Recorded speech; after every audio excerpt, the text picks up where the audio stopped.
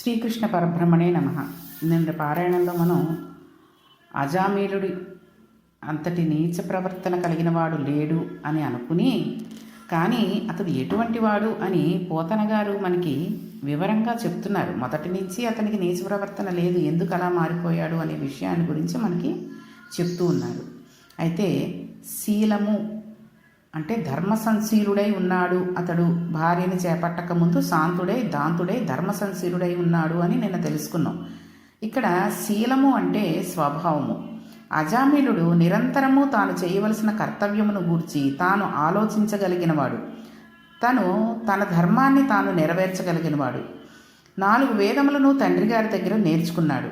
ఉపనిషత్తులు అన్నీ నేర్చుకున్నాడు. పురాణాలు నేర్చుకున్నాడు. బ్రహ్మజ్ఞానం అంటే ఏమిటో తెలుసుకున్నాడు. అంత మాత్రం చేత అతను జ్ఞాని అయ్యాడని మనం అనడానికి వీలు లేదు. తాను చదువుకున్నది అనుష్ఠాన పర్యంతరము తీసుకువచ్చాడు. ప్రయత్నపూర్వకంగా గురువుగారి ఇంటికి వెళ్ళి ఆయనకు సేవలు చేసేవాడు. పెద్దల ఇళ్లకు వెళ్ళి వాడికి కావలసిన సేవలు చేసేవాడు. ఇంటికి వచ్చిన అతిథిని నారాయణ స్వరూపంగా భావించి పూజించేవాడు. పూర్తి బ్రహ్మదర్శనము జరగడం కోసం చేయదగిన సేవా తత్పరము యందు మగ్నుడై ఉన్నాడు. అన్ని ప్రాణుల యందు నారాయణుడినే దర్శనం చేసుకునేవాడు. పుట్టుక దగ్గర నుంచి బ్రహ్మజ్ఞానమును పొందే స్థాయికి ఎదుగుతున్నాడు. ఎన్నో మంత్రముల సిద్ధిని తాను పొందాడు. అతని శరీరము మంత్రపూతమైంది. అంతగా దేవతానుగ్రహం పొందాడు. కావ్యకంఠ గణపతి ముని అరుణాచలంలో నైరుతి లింగం దగ్గర కూర్చుని తపస్సు చేసుకునేవాడు. ఆయన మంత్రములు చదువుతుంటే దేవతలందరూ ఆయన ఎదురుగుండా వచ్చి ఆయనకు దర్శనం ఇచ్చేవారు. మనం అరుణాచలం వెడితే నైరుతి లింగ దర్శనం చేసుకుని బయటకు వచ్చిన తర్వాత అక్కడ కావ్యకంఠ గణపతి మునిని తలుచుకోవాలి. ఒక్కొక్క మహాపురుషుడు అటువంటి సిద్ధిని పొందుతాడు. అలాగే ఇక్కడ అజామిలుడు కూడా చేస్తున్నాడు. అజామిలుడు సత్యభాషణ నియమమును పెట్టుకున్నాడు. అతను ఇంతకు ముందు అబద్ధం చెప్పాడనడానికి ఆధారం లేదు. ధర్మాన్ని వదలలేదు. నిత్య నైమిత్తిక కర్మలను కూడా వదిలిపెట్టలేదు. ఏ పరిస్థితులలోనూ మానకూడని కర్మను నిత్యకర్మ అంటారు. అంటే సంధ్యావందన కర్మ నిత్యకర్మ. పేరుకు మెడలో యజ్ఞోపవీతం వేసుకుని సంధ్యావందనం చెయ్యనివాడు బ్రాహ్మణుడే కాదు. అటువంటి వాడు హీనాతహీనుడని శాస్త్రం చెప్పింది. సంధ్యాహీన అశుచి స్వకర్మసు నిత్యకర్మసు. ఇంట్లో ఎవడో చనిపోతే అశౌచం ఎలా ఉంటుందో సంధ్యావందనం చేయని వాడికి అశౌచం అలా ఉంటుంది. వాడు ఏ కర్మ చేయడానికి పనికిరాడు. వాడు పూజ చేయడానికి అనర్హుడు. వాని పూజను దేవతలు స్వీకరించరు. ఉపనయనం చేసుకుని కూడా వాడు సంధ్యావందనం చెయ్యలేదు కాబట్టి వాని పూజను దేవతలు స్వీకరించరు. బ్రాహ్మణుడు సంధ్యావందనం చేయకుండా ఏ ఇతర కర్మలు చేసినా అతనికి ఫలితం లేదు. బ్రాహ్మణుడు పూజ చేయకపోయినా పర్వాలేదు, కానీ సంధ్యావందనం మాత్రం మానరాదు. సంధ్యావందనం చేసి తీరాలి. అజామిలుడు ఎన్నడూ సంధ్యావందనమును మానలేదు. ప్రత్యేకంగా వచ్చే తిథులలో ప్రత్యేకంగా చేయవలసిన విధులను నైమిత్తిక కర్మలు అంటారు. అంటే శ్రీరామనవమి, మహాశివరాత్రి మొదలైన రోజులలో చేసే పూజాది క్రియలు నైమిత్తికములు. అజామిలుడు నిత్య నైమిత్తిక కర్మలను రెండింటినీ చేస్తూ ఉండేవాడు. తన యందు లోభబుద్ధితో తన మనస్సుని ఒకరికి పెట్టకుండా తను దాచుకుందామనే ఆలోచన రాకుండా చేసుకున్నాడు. సర్వభూతముల శ్రేయస్సును కోరి పెట్టడం అలవాటైనవాడు. ఎన్ని మంచి గుణములు ప్రపంచంలో ఉంటాయో అన్ని మంచి గుణములు తన యందు తనంత తాను నింపుకున్నాడు. ఈ విధంగా అజామిలుడు రాశీభూతమైన బ్రాహ్మణ తేజస్సు. ఇటువంటి అజామిలుడికి ఇంట్లో తల్లిగారు ఉన్నారు, తండ్రి గారు కూడా ఉన్నారు. యౌవనవతి, సౌందర్యవతి, అనుకూలవతి అయిన భార్య ఇంట్లో ఉంది. ఐశ్వర్యం ఉంది. తను ఎన్నో శాస్త్రములు నేర్చుకున్నాడు. తండ్రి ఎంతో సంతోషపడిపోతున్నాడు. భగవంతుని గొప్పతనం గురించి ఎంత స్తోత్రం చేస్తారో అజామిలుడి యవ్వనం గురించి పోతన గారు అన్ని పద్యాలు రాశారు.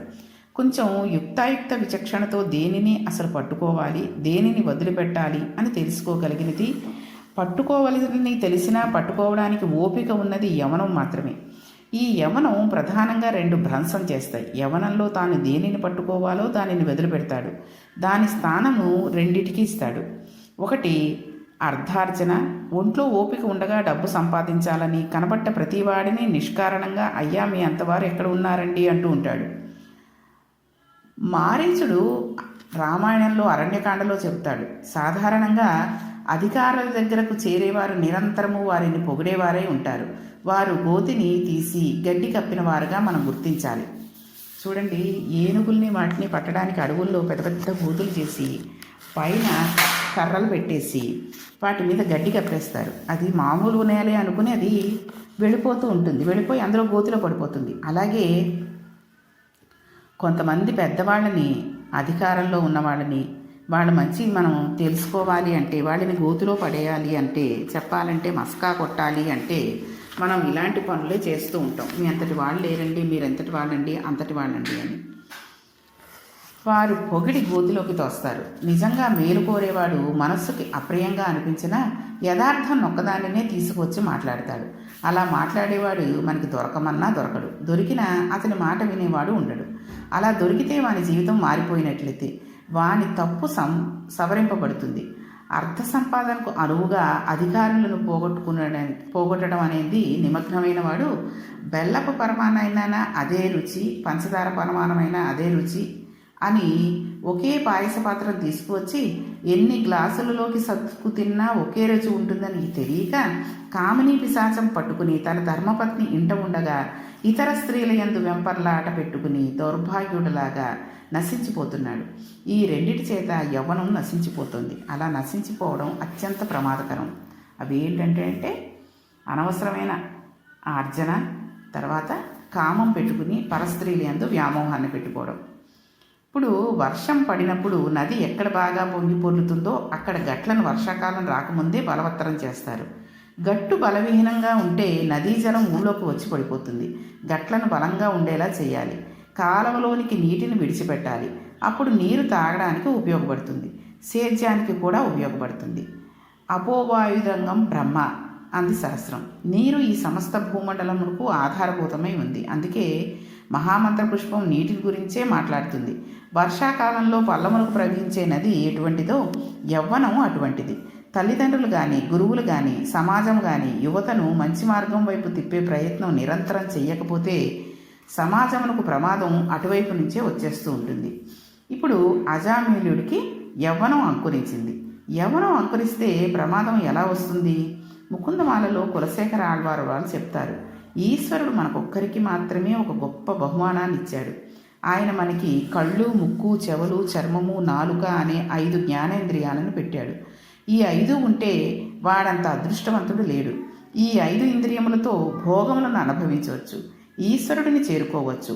ఈ 5 ఇంద్రియములతో మనం మార్చి కైంకర్యం చేయవచ్చు. ఈ 5 ఇంద్రియాలే కాక భగవంతుడు చాలామందికి అన్ని అవయవాలను, చక్కటి రూపాలను ఇస్తూ ఉన్నాడు. చూడండి, అవయవాలు సరిగ్గా లేక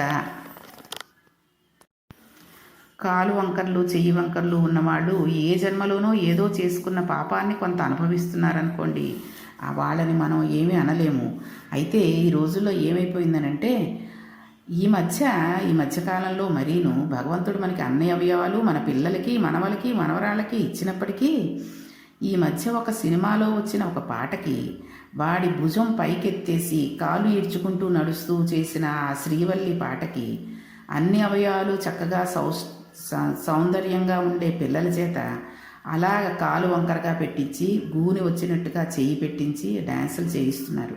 అది ఎంత ఏదో అంటే ముద్దుగా ఉంటుందని వీళ్ళు మురిసిపోయి వీడియోలు తీసేసి పంపించేస్తున్నారు. కానీ ఎంత తప్పు పనండి. భగవంతుడు కనుక ఒకసారి చూసి ఓహో వీళ్ళకి ఇలా ఉండడమే మంచిదేమో అని చెప్పి ఆ కాలు చెయ్యి వంకర చేసేసాడే అనుకోండి, అప్పుడు మన పరిస్థితి ఏంటి, మన పిల్లల భవిష్యత్ ఏంటి? కాబట్టి నేర్చుకునేది మంచిది నేర్చుకోండి. ఒక మంచి పాటకి వచ్చే డ్యాన్స్ను పిల్లల చేత చేయించడానికి మీరు ఎందుకు ముందుకు రావట్లేదు? ఇటువంటి పాటలు, అదేదో ఇంకొక పాట, ఇవన్నీ చేయించి పిల్లల చేత చూపించేసుకుని మురిసిపోయి వాళ్ళు కూడా అలా చేసేసి ఇక ఏమిటో అది మనకి అసలు అవసరమా అనవసరమా అన్నది కూడా ఆలోచించకుండా చేస్తున్నారు జనాలందరూ కూడా. కాబట్టి ఇటువంటి పనులు చేయకండి. భగవంతుడు మనకిచ్చిన అవయవాలని, సౌందర్యాన్ని అలా ఉంచుకోండి. కాబట్టి ఈ ఇంద్రియాలను కూడా భగవంతుడు మనకి భగవంతుడి కైంకర్యం చేసుకోవడానికే ఇచ్చాడు. దాన్ని అదుపులో పెట్టుకోవాలి. కన్ను తప్పగా భ్రమను కనిపిస్తే దీపపు పురుగు నశించిపోతుంది. దీపపు పురుగు దీపాన్ని చూసి తినే వస్తువు అనుకుని దీపం మీదకి పెడుతుంది. రెక్కల కాలి కింద పడిపోయి మరణిస్తుంది. దాని దృష్టికి దీపం ఆకర్షించే దానిలా ప్రవర్తిస్తుంది. ముదుసలి ఇంటి దీపమని ముద్దుడి మూర్ఖుడు కాడు అంటాడు రామరాయల వారు. మా ఇంటి దీపమే కదే అని ముసలాయన దీపాన్ని ముద్దు పెట్టుకుంటే మూతి కాలిపోయినట్టు యవ్వనంలో ఉన్న పిల్లవాడిని పొగిడి పాడు చేయకూడదు. కన్ను బాగా పనిచేస్తే దీపపు పురుగు నశించిపోతుంది. చూడండి, నువ్వు చాలా బాగా చదువుతున్నాడండి, మా వాడంతటి వాడు లేడు, మా వాడంతటి చదువుకునేవాడు లేడు, వాడు లేకపోతే కాలేజీ లేదేమో అన్నట్టు చెప్పేసుకుంటూ ఉంటారు యవ్వనంలోకి వచ్చిన తర్వాత. మా వాడు ఇంతలాగా, ఒకవేళ వాడికి ఉద్యోగం వస్తే ఆ ఉద్యోగం గురించి తెగ చెప్పేసుకుని వాడి ఎదురుగుండానే చెప్పేసుకుంటూ ఉంటారు. మా అబ్బాయి ఇలాగండి, అక్కడికి వెళ్ళాడంటే ఆఫీస్ పనిలో ఇదే అయిపోతాడు, అదే అయిపోతాడు, ఆ ఆఫీసర్ మా వాళ్ళు ఏందే ఉండలేడని అంటుంటారు. ఎందుకు ఉండలేడండి? ఇంతకుముందు వాడు ఉన్నాడా? ఆఫీసు పెట్టినప్పటి నుంచి లేడు కదా. ఎందుకు వాడిని పొగిడి పాడు చేయడం? కాబట్టి యవ్వనంలో ఉన్న పిల్లవాడిని పొగిడి పాడు చేయకూడదు. పాట అంటే చెవికి ప్రీతి. లేడికి ఒక పెద్ద దురలవాటు ఉంటుంది. వేటకాడు 2-3 రోజులు వల పన్నుతాడు. ఒకవేళ జింక అటుగా రాకపోతే తాను ఒక చెట్టు మీద కూర్చుని పిచ్చిపాట ఒకటి పాడతాడు. ఆ పాటకి అర్థం ఉండదు. ఎక్కడో గడ్డి తింటున్న లేడి ఆ పాట వింటుంది. ఆ పాట వినిపడిన వైపుకి చెవి తిప్పి చూస్తుంది. ఆ పాట కోసం పరిగెత్తుకుంటూ వచ్చి వేటగాని వలలో పడిపోతుంది. పడిపోగానే వేటగాడి దానిని చంపేస్తాడు. అందుకని చెవి వలన లేడి మరణిస్తుంది. అలాగే చర్మానికి కండూతి అంటే గోక్కునే బుద్ధి, దురద ఉంటుంది. ఆ దురద చాలా గమ్మత్తుగా ఉంటుంది. చూడండి, కొంతమంది మందు వేసుకోరు, కొబ్బరి పెంకులు పెట్టి గోక్కుంటూ ఉంటారు. అలా గోక్కుంటున్నప్పుడు వాడికి చాలా హాయిగా తృప్తిగా ఉంటుంది. అలా ఏనుగుకు ఉంటుంది ఈ కండూతి దోషం. అందుకని ఏనుగులు పట్టుకునేవారు గొయ్యి తీసి పైన గడ్డికి పరిచి అది ఒళ్ళు గోక్కోవడానికి వీలైన పరికరములు అక్కడ పెడతారు. ఏనుగు అక్కడికి వచ్చి ఒళ్ళు గోక్కుందామని ఆ కర్రలని తగులుతుంది. ఆ ఊకుకి పుచ్చుకర్రలు విరిగిపోయి గోతిలో పడిపోతుంది. అలా ఏనుగు దొరికిపోతుంది. ఈ విధంగా స్పర్శేంద్రియ లౌల్యం చేత ఏనుగు నశించిపోతుంది. 4వది రససేంద్రియము, నాలుక. దీని వలన పాడైపోయేది చేప. ఈశ్వరుడు చేపలకు మొప్పలతో ప్రాణవాయువును తీసుకుని బతకగల శక్తిని ఇచ్చాడు. కానీ దానికి రుచులు అంటే ఎంత సంతోషమో. ఎర్రను తిందామని ఉచ్చులో చిక్కుకుని ప్రాణం పోగొట్టుకుంటుంది. ఏది తిందామని వచ్చిందో అది ఇంకొకరికి ఆహారమే తినబడుతోంది. ఈ విధంగా రససేంద్రియం చేత చేప నశించిపోతుంది. ఇక వాసన. పద్మమునంత సుగంధం ఉంటుంది. పద్మము నుండి వచ్చేటి సుగంధము వేరు. ఆ సుగంధమును అనుభవించడం కోసమని ఎక్కడి నుంచో వస్తుంది సీతాకోక చిలక. అది పువ్వులోని మకరందాన్ని పీలుస్తుంది. మకరందపానం అయిపోయినా సరే కాసేపు అక్కడే పడుకుంటుంది. దానికి ఆ వాసన మరిగి మత్తెక్కుతుంది. ఒక్కొక్కసారి చీకటి పడిపోతుంది. చీకటి పడిపోతే పువ్వు ముకుళించకపోతుంది. పద్మానికి అది అలవాటు. సీతాకోక చిలకకు రెక్కలు అలా చాలా అల్పంగా ఉంటాయి. అది పువ్వులో చిక్కుకుపోతుంది. చీకటి పడే సమయానికి నీళ్లు తాగుదామనుకుని ఏనుగులు వస్తాయి. అవి నీళ్లు తాగి వెళ్ళిపోతూ ఈ పద్మములని తొండములతో పీకేసి నేల మీద పారేసి తొక్కేసి వెళ్ళిపోతూ ఉంటాయి. పద్మమునందు సుగంధమును ఆగ్రాణిస్తున్న సీతాకోక చిలక ఏనుగు పాదము క్రింద మరణిస్తుంది. వాసన మరిగి సీతాకోక చిలక నశించిపోయింది. చూడండి, ఒక్కొక్క ఇంద్రియం ఒక్కొక్క లౌల్యానికి నశించిపోతుంది. ఈ శరీరం 5 ఇంద్రియాలను పెట్టాడు ఈశ్వరుడు. కాబట్టి ఈ శరీరానికి ఎంత లౌల్యం ఉంటుందో ఆలోచించండి. ఈ ఇంద్రియములలో ఏ ఇంద్రియమైనా మనల్ని కలిసేయచ్చు. అటువంటి ఇంద్రియ లౌల్యములు యవ్వనమునందు కలుగుతుంది. ఈ లౌల్య బుద్ధి ఆ సమయంలో ప్రారంభం అవుతుంది. అప్పుడు ఇంద్రియములను తిప్పడానికి జ్ఞానాన్ని ఉపయోగించాలి. అలా ఎవడు ఉపయోగించడో వాడు నశించిపోతాడు. భయంకరమైన స్థితికి వెళ్ళిపోతాడు. పునర్జన్మ కలుగుతుంది. అది కూడా మరల మనుష్యుడిగా వస్తాడన్న నమ్మకం ఉండదు. ఏ హీనోపాధి లోకానికైనా వెళ్ళిపోతాడు. కాబట్టి మనం ప్రాణాలలో ఒక్కొక్క దానిని ఉచ్చివేసి చంపుతూ ఉంటారు చూసారా? అలా ఒక్కొక్క ప్రాణిని కంఠం కోసి చంపుతూ ఉంటారు. ఒక్కొక్క ప్రాణిని తిరగేసి దాని కడుపు మీద రోకళ్లతో కొట్టి చంపుతూ ఉంటారు. చేసిన పాపానికి సంబంధించిన బాధ దానిని అనుభవిస్తున్నప్పుడు తెలుస్తుంది. అప్పుడు దానిని ఎవరూ పంచుకోరు. ఆ ఉపాధే పంచుకోవాలి. కాబట్టి ఇంద్రియాలను మన అధీనంలో ఉంచుకోవాలి. ఏ రకంగా పాడైపోతాయన్నది ఇప్పుడు భాగవతంలో తెలుసుకున్నాం. కాబట్టి ఇంకా రేపు కూడా కొన్ని విషయాలని ఈ 5 ఇంద్రియాల గురించి తెలుసుకుందాం. కాబట్టి మనం కూడా మన జాగ్రత్తలో మనం ఉందాం. శ్రీకృష్ణ పరబ్రహ్మణే నమః.